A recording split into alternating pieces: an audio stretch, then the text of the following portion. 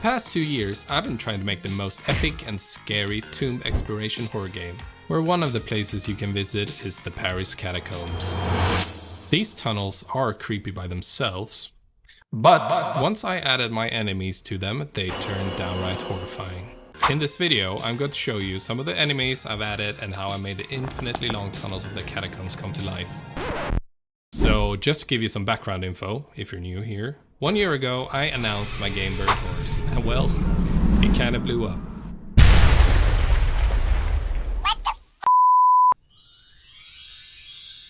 Maybe it didn't blow up, but if you wanna know, Bird Horse is a 1 to 4 player co-op horror game set in the early 1900s, where you play as archaeologists looking for the ancient treasures of the world. That's pretty epic, I know, but the game had one small problem. Everything in the game was like half done when I announced it. Yeah, I did have a level generator, but it kinda sucked ass and was buggy as hell. And yes, I did have some monsters, but they only worked outside of the levels and they were kinda basic. Okay, the snake was pretty epic, not gonna lie, but yeah, also the multiplayer was working in the engine, but I had not actually tried it with someone else, and as it turns out, I had a huge problem on my hands. I will tell you later in the video. So let's get started into fixing some of that. Okay, so one of the things I've been looking at is adding some more epic monsters. And one of the ideas I had was to turn one of those ancient Iron Maidens into a living entity. Yeah, I know what you'll say, because I got literally a few hundred TikTok comments about this. Isn't that the same thing from Content War? It's given Iron Maiden from Elden Ring. Acid flip. I thought it was Batman. What? Does this look anything like this? Or this? Or I guess even this. I'm Batman. I mean, I don't know. Maybe it does. Anyways, I found this great model of an Iron Maiden that fits perfectly into the game.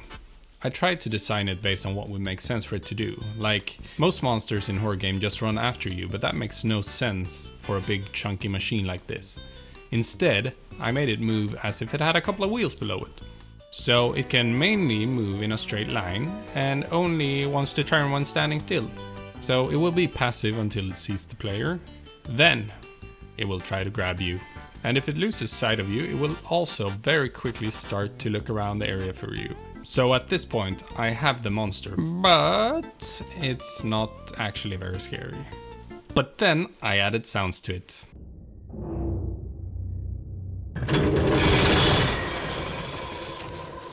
Finally, I made it so that if the maiden actually manages to grab the player, you get trapped. And you will need to escape to not die. So you will take some damage over time, and if you're not fast enough, you will basically die. So that's one monster, but what else do we have? At this point, it is a must-have to have a Weeping Angel character in your horror game. Why? Because it's easy. It's easy for me to make. And it also makes for some funny, scary moments. So that's what I added. I made a meta-human, brought it into Blender, I added some wings to it, and then I turned the whole thing into stone. I then made a bunch of random poses that they can pick from every time you look away, but I quickly realized that this isn't that scary. So what I did was I added some additional poses, changing the facial expression and making it look like they're trying to grab the player. And these poses are only chosen if they are super close to the player, so it feels like you're getting trapped. Finally, I just added this simple AI behavior. If none of the players see the angel, it will simply start to move to the closest player, change its pose, and stop moving if anyone spots it. That was easy. But, I mean, there's nothing unique about this, so what I did was I tried to make it possible to actually fight back against them. How? I mean, they are invincible when you look at them, but once you look away, they can die. I mean, so far I've only made it so you can destroy them with that TNT. What other ways do you think there should be? Let me know in the comments. One comment suggested shoot it while you look away, and I thought that sounded pretty epic. So we'll see if I can make that happen. Anyway, there are some other monsters as well, but I won't go into detail about them right now, just to keep it a surprise. Instead, let's talk about the Paris Catacombs level. So yeah, as I mentioned previously, I had made a level generator, but it kinda sucked, so I only had one choice.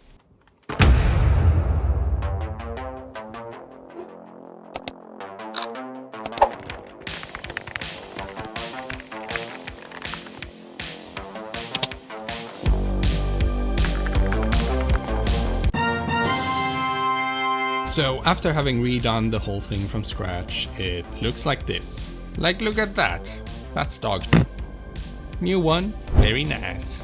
I still have some things that I need to sort out, but look here, it supports different paths. Here we have a sewer path, and here's another path that's going through the ossuaries. And the cool thing, it loops back on itself, meaning you can take different paths but still end up in the same place. And look here, there's even a second loop in this random path as well. Additionally, I've made some cave paths, some more tomb paths, and I'm planning to add a mine path as well. And all of this is to give you, the player, a different experience every time you play. All of this is cool, but I mean, I don't really think it's that interesting if it's just a bunch of empty paths. But don't you worry, I've got the thing just for you. Like, yeah, I added like some traps and like some puzzles and stuff. Right now we have got this simple arrow trap. So if you stand here, you'll get shot in the chest. And the cool thing is that the arrow actually sticks to you and you pass out for a couple seconds. And then another one that I've added is this gas trap. It won't really hurt you that much, but you will start to hallucinate and your vision will be a bit groggy. Also, I want to know if you have any suggestions for paths or traps you want to see in the Catacombs level, or monsters for that matter. I'd love to hear them. Anyways, here's some quick shots comparing the actual Catacombs with the game, just for you to see.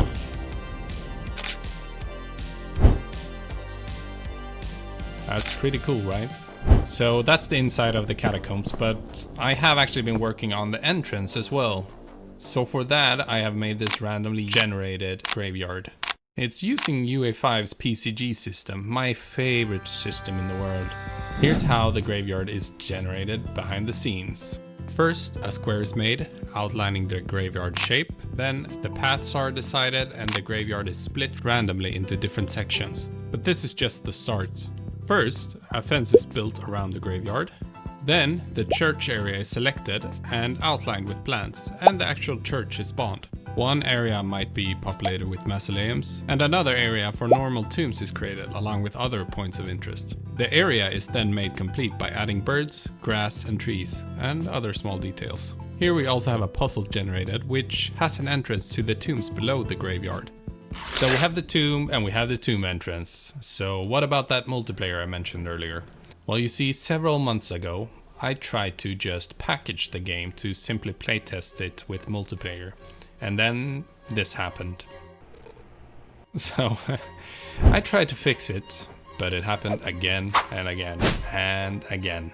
I tried to redo this in several different versions of Unreal. I tried to remake the project from scratch. I tried importing the assets one by one to a new version. I tried rebuilding it in C++ project. I literally spent over 2 months trying to fix this. 2 months.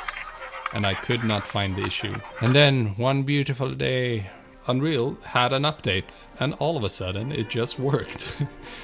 I didn't do anything, it just worked, so that was pretty rough for me, but to make my time worth it, please wishlist the game on Steam. It would mean a lot to me. Also, you know, you could subscribe if you want, I don't know, but also check this video out if you want to see the start of this journey. Ciao!